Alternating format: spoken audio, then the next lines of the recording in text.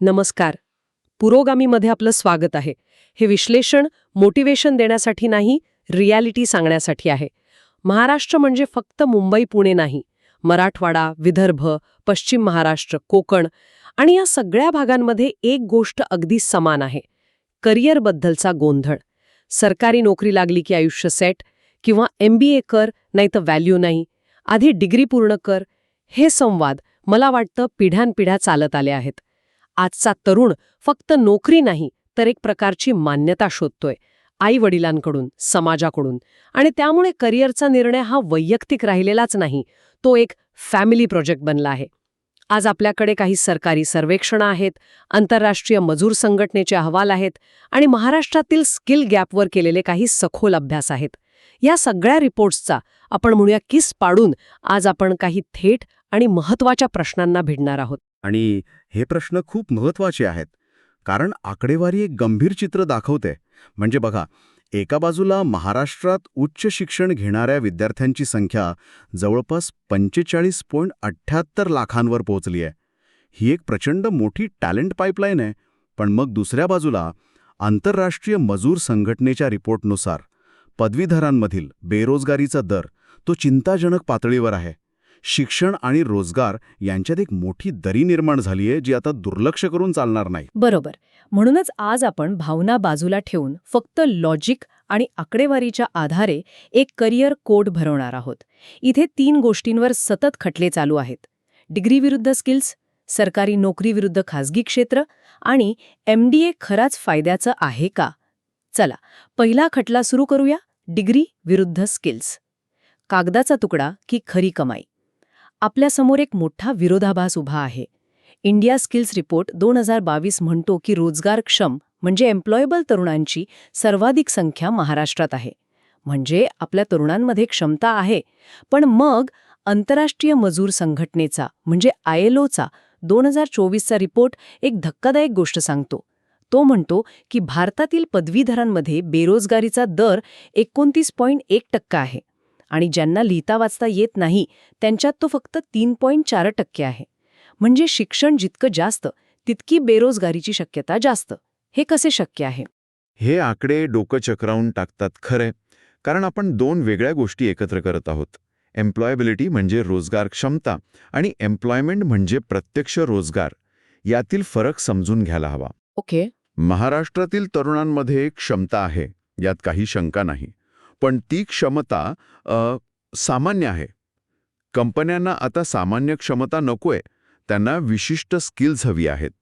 आणि इथेच तो स्किल्स गॅप नावाचा प्रॉब्लेम समोर येतो. स्किल्स गॅप म्हणजे नेमकं काय? म्हणजे आपल्या शिक्षण व्यवस्थेतून बाहेर पडणारा विद्यार्थी आणि कंपनीला हवा असलेला कर्मचारी यांच्यात खूप मोठं अंतर आहे. कोणत्या प्रकारची स्किल्स हवी आहेत कंपन्यांना? आपल्याकडे असलेल्या KPMGच्या रिपोर्टमध्ये याचा काही उल्लेख आहे का? हो, नक्कीच आहे. KPMGच्या रिपोर्टनुसार कंपन्यांना आता analytical thinking, technology design, programming आणि इमोशनल इंटेलिजन्स यांसारखी स्किल्स हवी आहेत. ओके. उदाहरणार्थ ॲनालिटिकल थिंकिंग म्हणजे काय? म्हणजे फक्त आकडेमोड नाही, तर वेगवेगळ्या माहितीतून एक पॅटर्न शोधून कंपनीसाठी फायद्याचा निर्णय घेणे. समजा एका कंपनीचा सेल्स कमी झाला, तर पारंपरिक शिक्षण घेतलेला कर्मचारी काय म्हणेल? जाहिरात वाढवा. पण ॲनालिटिकल स्किलवाला व्यक्ती सांगेल, 1 मिनिट, मागच्या 3 महिन्यांचा डेटा सांगतोय की दुपारी 3 ते 5 या वेळेत आपल्या वेबसाईटवर ट्रॅफिक कमी असतो, पण कन्व्हर्जन रेट जास्त असतो. अच्छा. आपण तेव्हा एक फ्लॅश सेल लावून बघूया. हा फरक आहे पुस्तकी ज्ञान आणि व्यावहारिक कौशल्यातला. आणि आपली शिक्षण व्यवस्था हे नाही शिकवत. याचं एक उत्तम उदाहरण म्हणजे इंजिनिअरिंग, नाही का? एकेकाळी सर्वात सुरक्षित आणि प्रतिष्ठित मानली जाणारी ही फील्ड, पण 2024मध्ये महाराष्ट्रात 51,000पेक्षा जास्त जागा रिकाम्या राहिल्या. याचा अर्थ बाजारपेठ डिग्रीला नाकारत आहे का? नाकारत आहे असं नाही म्हणता येणार, पण ती निवडक बनली आहे. म्हणजे बघा, कंपन्यांना आता फक्त मेकॅनिकल इंजिनियर नकोय, त्यांना असा मेकॅनिकल इंजिनियर हवाय ज्याला ऑटोमेशन आणि रोबोटिक्स पण येतं. बरोबर. त्यांना फक्त सिव्हिल इंजिनियर नको, त्यांना असा सिव्हिल इंजिनियर हवाय ज्याला ग्रीन बिल्डिंग टेक्नॉलॉजी आणि सस्टेनेबल डिझाईनची समज आहे. प्रॉब्लेम डिग्रीचा नाही आहे, प्रॉब्लेम अपडेटेड नसलेल्या डिग्रीचा आहे. आणि विद्यार्थ्यांचा कल पण फक्त कॉम्प्युटर सायन्स आणि IT कडेच दिसतोय. अगदी. कारण त्यांना इंजिनिअरिंग नाही हवंय, त्यांना कोडिंग जॉबचं तिकीट हवंय. ते पॅकेज बघून फील्ड निवडत आहेत, आवड बघून नाही. मग याउलट स्किल बेस्ड मार्गाचं काय? तिथे खरंच संधी आहेत का? तिथेच तर खरी संधी आहे. मी तुम्हाला एक खरं उदाहरण सांगतो. माझ्या ओळखीचा एक मुलगा आहे. त्याने BCom केलं. 2 वर्ष झाली तरी 15,000ची नोकरी मिळत नव्हती. निराश झाला होता तो. त्याने फक्त 6 महिन्यांचा UX UI डिझाईनचा ऑनलाईन कोर्स केला. फक्त 6 महिन्यांचा? हो, आणि आज तो एका मोठ्या IT कंपनीत महिन्याला 80,000 रुपये कमावतोय. आणि त्याचे BComचे मित्र अजूनही चांगली नोकरी शोधत आहेत. हे आहे स्किल्सचं सामर्थ्य. आणि हेच आपल्या संशोधनातही दिसतंय की नाही? हो. 4 वर्षांच्या डिग्रीवर 5-10 लाख रुपये खर्च करण्याऐवजी 6 महिन्यांचा डेटा ॲनालिटिक्स किंवा डिजिटल मार्केटिंगचा कोर्स जास्त जलद परतावा देतोय. पुण्यात नोकरभरतीत 39% वाढ झाली आहे आणि नाशिक, औरंगाबाद सारख्या शहरामधून फ्रीलान्सर्स महिन्याला 1.5 लाखापर्यंत कमाई करत आहेत. ही नवीन अर्थव्यवस्था आहे, जिथे तुमच्या डिग्रीच्या कागदापेक्षा तुमच्या कौशल्याला जास्त किंमत आहे. पण स्किल्स असूनही माझ्या ओळखीतले अनेक जण अजूनही त्या एकाच गोष्टीमागे लागले आहेत, सरकारी नोकरी. याचं वेड इतकं काय आहे? तलाठी भरतीचे आकडे तर धक्कादायक आहेत. जागा होत्या अंदाजे 4,644 आणि अर्ज आले 11.5 लाखांपेक्षा जास्त. 11.5 लाख. यशस्वी होण्याची शक्यता फक्त 0.40%. म्हणजे हार्वर्ड युनिव्हर्सिटीमध्ये प्रवेश मिळवण्यापेक्षा तलाठी होणं 10 पट जास्त अवघड आहे. हे अविश्वसनीय आहे. अविश्वसनीय आहे, पण हे खरं आहे. कारण हा निर्णय डोक्याने नाही तर हृदयाने आणि समाजाने घेतला जातो. यामागे आर्थिक नाही तर सामाजिक कारणं जास्त आहेत. सामाजिक म्हणजे महाराष्ट्राच्या मॅरेज मार्केटमध्ये म्हणजे लग्न बाजारात सरकारी नोकरीवाल्या नवरदेवाला आजही सर्वाधिक मागणी आहे. त्याला परमनंट आणि सिक्युअर समजलं जातं. अच्छा. खाजगी नोकरीत लाख रुपये पगार असूनही मुलीचे वडील विचारतात, पण नोकरी टिकेल ना? कंपनी बंद पडली तर? ही भीती त्यांना कायम असते. आणि गंमत म्हणजे हा सामाजिक दबाव एका दुष्टचक्रात बदलतो. दुष्टचक्र कसं? पालक मुलीसाठी स्थिर नवरा शोधतात. त्यामुळे मुलं सरकारी नोकरीच्या मागे लागतात. त्यामुळे स्पर्धा वाढते. जागा कमी आणि अर्जदार जास्त होतात. आणि बेरोजगारीचा ताणही वाढतो. म्हणजे लग्नासारखी वैयक्तिक गोष्ट संपूर्ण राज्याच्या अर्थव्यवस्थेवर आणि तरुणांच्या मानसिक आरोग्यावर परिणाम करते. पण ही सिक्युरिटीची भावना खरी आहे की एक भ्रम? कारण आजकाल सरकारी क्षेत्रात ही कंत्राटीकरण वाढलंय. जुनी पेन्शन योजना बदलली आहे. म्हणजे ज्या स्थिरतेसाठी तरुण आपली 3 ते 4 वर्ष घालवत आहेत, ती स्थिरता तरी उरली आहे का? हाच तर महत्त्वाचा मुद्दा आहे. ती स्थिरता आता पूर्वीसारखी राहिलेली नाही.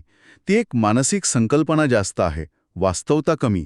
आणि याच वेळेत या स्पर्धेची एक गडद बाजूही समोर येत आहे. पुण्यासारख्या स्पर्धा परीक्षांच्या केंद्रांमध्ये विद्यार्थ्यांच्या आत्महत्यांच्या घटना वाढल्या आहेत. हे खूपच वाईट आहे. हो, 3 ते 6 वर्ष तयारीवर घालवल्यानंतरही पदरी अपयश आल्यास तो तरुण किंवा तरुणी फक्त बेरोजगार राहत नाही, तर सामाजिकदृष्ट्या अयशस्वी ठरवला जातो. नातेवाईक, समाज त्याला वेगळ्या नजरेने पाहू लागतो. हा ताण असह्य असतो. याउलट खाजगी कंपन्यांबद्दलचा अभ्यास काय सांगतो? तिथे खरंच अस्थिरता आहे का? नाही. वेबोलॉजी जर्नलच्या अभ्यासानुसार एक वेगळंच चित्र दिसतं. ज्या कंपन्या आपल्या कर्मचाऱ्यांच्या करिअर डेव्हलपमेंट आणि ट्रेनिंगमध्ये गुंतवणूक करतात, तिथे कर्मचारी जास्त काळ टिकतात. अच्छा. आणि कंपनींचा नफाही 21% वाढतो. याचा अर्थ स्पष्ट आहे, खाजगी क्षेत्रात स्किल्ड लोकांची प्रचंड गरज आहे आणि चांगल्या कंपन्या त्यांना टिकवून ठेवण्यासाठी गुंतवणूक करायलाही तयार आहेत. पण आपले तरुण या संधींकडे न पाहता मृगजळामागे धावण्याच्या शर्यतीत अडकले आहेत. या शर्यतीतला अजून एक महत्वाचा टप्पा म्हणजे MBA. MBA म्हणजे यशाची गुरुकिल्ली असं एक समीकरण होतं. पण आता परिस्थिती बदलली आहे असं दिसतंय. अगदी हार्वर्ड बिझनेस स्कूलसारख्या जगातल्या सर्वोत्तम संस्थेतील 23% विद्यार्थ्यांना 2024 मध्ये पदवी मिळाल्यानंतर 3 महिन्यांपर्यंत नोकरी मिळाली नाही. जर हार्वर्डमध्ये ही अवस्था असेल, तर महाराष्ट्रातील टियर 2 आणि टियर 3 कॉलेजच्या विद्यार्थ्यांची काय कथा असेल? तिथे कथा खूपच वाईट आहे. इथे गुंतवणुकीवर परताव्याचं म्हणजे रिटर्न ऑन इन्व्हेस्टमेंट ROIचं गणित पूर्णपणे बिघडलंय. कसं का? महाराष्ट्रातील अनेक खाजगी कॉलेजमध्ये MBAसाठी 4 ते 20 लाख रुपये फी आकारली जाते. पालक कर्ज काढून प्रसंगी जमीन विकून मुलामुलींना शिकवतात. पण त्यानंतर मिळणारी नोकरी ती सरासरी 15,000 ते 25,000 रुपये महिन्याची असते. फक्त 15 ते 25,000? हो, शिक्षणासाठी घेतलेलं कर्ज फेडायला 8-10 वर्ष लागतात. तोपर्यंत आयुष्यातली महत्त्वाची वर्ष निघून गेलेली असतात. एका अर्थाने ही एक वेल्थ डिस्ट्रक्शन व्हेइकल म्हणजे संपत्ती नष्ट करणारी गाडी बनली आहे. पण काही जण म्हणतील की MBA मधनं मिळणारं नेटवर्क आणि कॉलेजची ब्रँड व्हॅल्यू याची किंमत पैशात मोजता येत नाही. या युक्तिवादात काही तथ्य आहे का? हा युक्तिवाद फक्त IIMs किंवा देशातील टॉप 10-15 कॉलेजेससाठी लागू होतो. तिथे मिळणारं नेटवर्क आणि ब्रँड व्हॅल्यू खरंच आयुष्यभर उपयोगी पडते. पण महाराष्ट्रातील हजारो टियर 2 आणि टियर 3 कॉलेजेसच्या बाबतीत हा निव्वळ एक भ्राम आहे. म्हणजे तिथे लागू होत नाही. अजिबात नाही. तिथून बाहेर पडलेल्या विद्यार्थ्यांचं नेटवर्क मर्यादित असतं आणि ब्रँड व्हॅल्यू जवळजवळ 0 असते. त्यांच्यासाठी एकमेव मोजमाप म्हणजे ROI आणि त्या मोजमापात ते पूर्णपणे अपयशी ठरत आहेत. आणि याउलट स्किल बेस्ड कोर्सेसचं गणित कसं आहे? अगदी उलट. 50,000च्या स्किल बेस्ड कोर्सनंतर 6 महिन्यात नोकरी लागते आणि काही महिन्यातच कोर्सवरचा खर्च वसूल होतो. त्यामुळे निर्णय घेताना केवळ पदवीच्या नावावर किंवा MBA या टॅगवर न जाता त्यावर होणारा खर्च आणि मिळणारा परतावा याचा थंड डोक्याने विचार करणं अत्यंत आवश्यक आहे. तर आजच्या करिअर कोर्टमध्ये आपण 3 महत्त्वाचे खटले पाहिले. डिग्री विरुद्ध स्किल्स, सरकारी विरुद्ध खाजगी नोकरी आणि MBAची किंमत. यातून एक गोष्ट अगदी स्पष्ट होते. डिग्री इज इक्वल टू नोकरी इज इक्वल टू आयुष्य सेट हे जुनं समीकरण आता महाराष्ट्रात पूर्णपणे तुटलं आहे. ते आता चालत नाही. अगदी बरोबर. आणि खरा संघर्ष हा नोकरी मिळवण्याचा नाही तर पिढ्यांमधील विचारांचा आहे.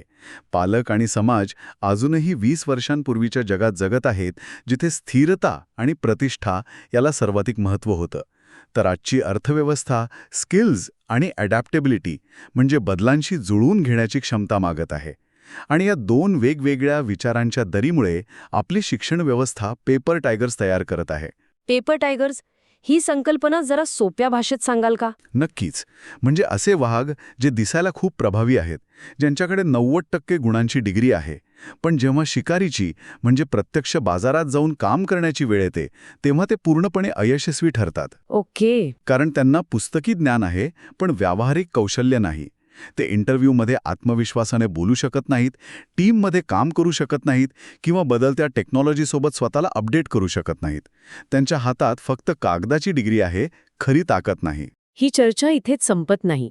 ती एका नवीन विचाराला जन्म देते. विचार करा, जर आपल्या समाजात विशेषतः लग्न ठरवताना पर्मनंट नोकरीऐवजी नवीन स्किल्स शिकण्याची क्षमता आणि अडॅप्टेबिलिटी हे गुण जास्त महत्त्वाचे मानले जाऊ लागलेत तर? जर मुलीच्या वडिलांनी मुलाला तुमचा पगार किती याऐवजी तुम्ही मागच्या वर्षी कोणतं नवीन स्किल शिकलात असं विचारायला सुरुवात केली तर? फक्त हा एक बदल महाराष्ट्राच्या शिक्षण आणि करिअरच्या संपूर्ण दृष्टिकोन हा कसा आणि किती बदलू शकेल याचा विचार नक्की करा.